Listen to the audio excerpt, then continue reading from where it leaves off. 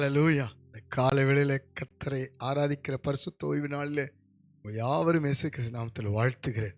வானாதி வானங்கள் கொள்ளாத மகா பரிசுத்தர், உன்னதங்களில் வாசம் பண்ணுகிறவர், எல்லாவற்றையும் எல்லாவற்றாலும் நிரப்புகிற கர்த்தர், ஜீவனோடு இருக்கிறவர், இன்றைக்கும் ஸ்தோத்தரிக்கப்படுவாராக.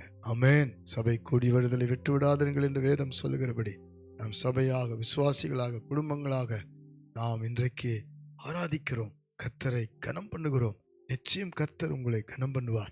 நிச்சயம் கர்த்தர் உங்களை ஆசீர்வதிப்பார். மனம் சோர்ந்து போகாதிருங்கள்.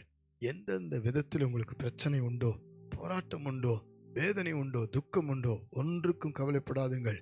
வேதம் அதே மாதிரிதான் உங்கள் வாழ்க்கையில் இருக்கிற எல்லாவற்றுக்கும் தேவனும் ஒரு மாற்றத்தை கொண்டு வருவார்.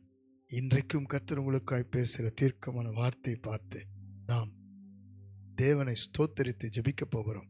சங்கீதங்களின் புஸ்தகம் 145 சங்கீதம் 21 வசனத்தை வாசித்து பாருங்கள். என் வாய் கர்த்தரின் துதியை சொல்வதாக, மாம்ச தேகமுள்ள யாவும் அவருடைய பரிசுத்த நாமத்தை எப்பொழுதும் என்றென்றைக்கும் ஸ்தோத்தரிக்க கடவது. அல்லேலூயா. நாம் எப்பொழுதும் கர்த்தரை ஸ்தோத்தரிப்போம்.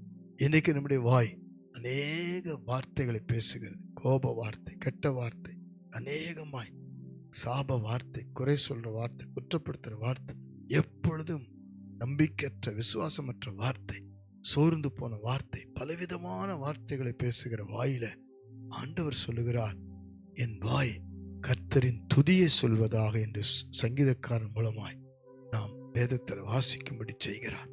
பிரியமானவர்கள், நம்முடைய வாயை ஆண்டவர் இடத்துல ஒப்பு கொடுப்போம். நம்முடைய நாவு கர்த்தருடைய ஆசீர்வாதமாய் கர்த்தர் கொடுத்திருக்கிறார்.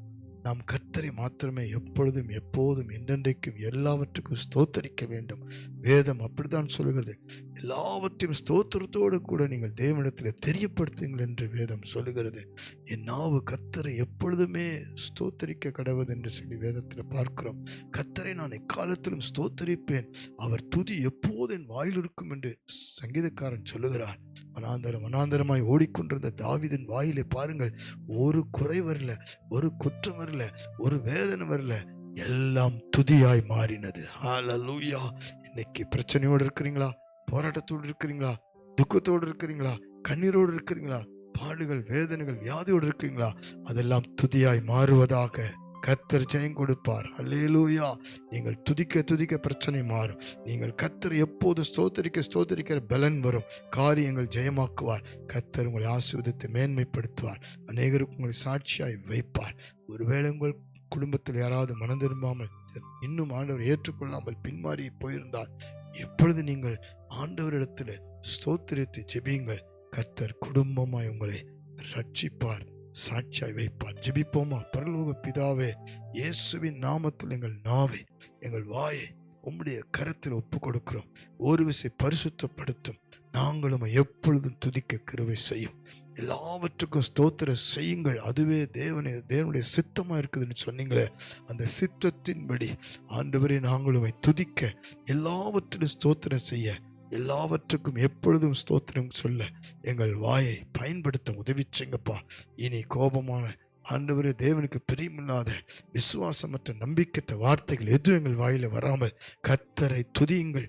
அவர் நல்லவர், அவர் கிருபை என்றும் உள்ளது என்று எப்பொழுதும் துதிக்க உதவி செய்யும். இப்பொழுது ஜெபிக்கிற அத்தனை குடும்பமும் கர்த்தரால் ஆசீர்வதிக்கப்பட குடும்பமாய் கர்த்தரை துதிக்க சேவிக்க உதவி செய்யும். தடை நீங்கட்டும், வியாதிகள் சுகமாகட்டும், பிசாசின் கட்டுகள் முறிக்கப்படட்டும், எல்லா தடைகள் நீங்கட்டும். ஆசீர்வாதம் இயேசு கிறிஸ்து மூலம் ஜெபிக்கிறோம்.